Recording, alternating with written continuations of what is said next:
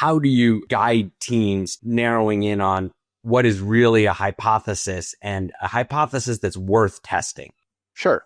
Well, I think that the trick is, when you think of hypothesis, right, we all think back to high school science or maybe college or, PhD science, depending how you are, right? But, the hypothesis usually involves one, sort of central testable assumption, right? So my hypothesis is that if we do X, Y happens.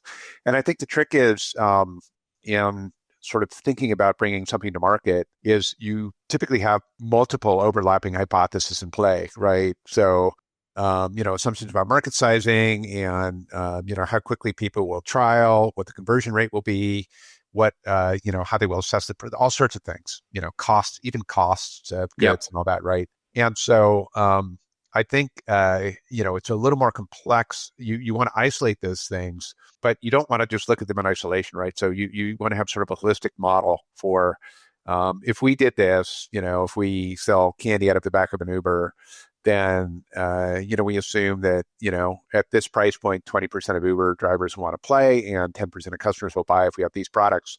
You might have 6 or 7 hypotheses in there, right? And the real key is to figure out how to test each one of them and isolate each one of them to see how that model looks. And so if you test them all at once, it's multivariate, so you don't really know why it didn't work, Right. right? It almost certainly won't work because nothing works the first time. And so I think the key is to identify key variables. And I know, as you know from our experience, students are oftentimes coming uncomfortable with this. They don't like the idea of building a model built on, best guesses. But if you acknowledge your best guesses, that's okay because then you can, start to validate them closer and closer. And so I think typically you will identify, like I said, you'll identify if you build a model, you'll see that 4 or 5 things drive it, And if one of the things that drives it is will Uber drivers do this, or will the cool guy in the group, agree to buy baseball tickets for the team, everyone, right? Right. Well, that's the first thing to test. And you need to be careful about, locking down all the other variables. So you might come up with this idea. What if we gave the organizer a free ticket? Let's test that, right? And it turns out this organizer would love to bring people to a baseball game, but he thinks that him getting, paid to do it is horrifying, right?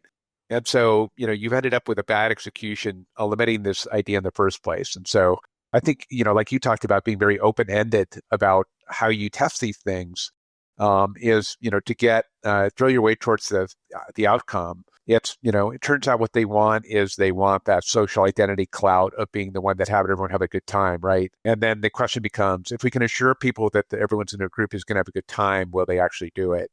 And what do we do to do that, right? So some of that becomes, again, big data before big data, right? And Yeah. I think that's it, is you need to very creatively think about under what constraints, how do I answer this question in a way that I feel comfortable with a number? In the absence of locking down everything else. And so, you can usually identify those 4 or 5 things that matter most.